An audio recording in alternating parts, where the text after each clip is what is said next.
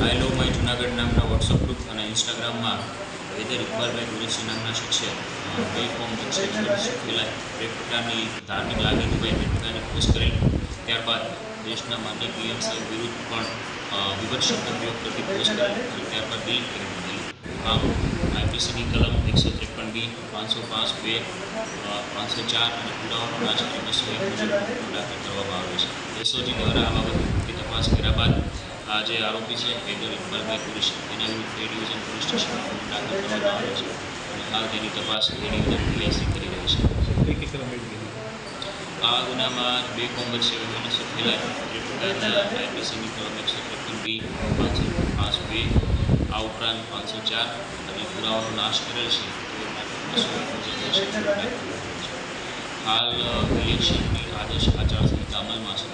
તો તમામ જૂનાગઢ વાસીઓને નમ્ર અપીલ કરું છું કે જૂનાગઢ પોલીસની તમામ પ્રકારના સોશિયલ મીડિયા પ્લેટફોર્મ પર નજર છે.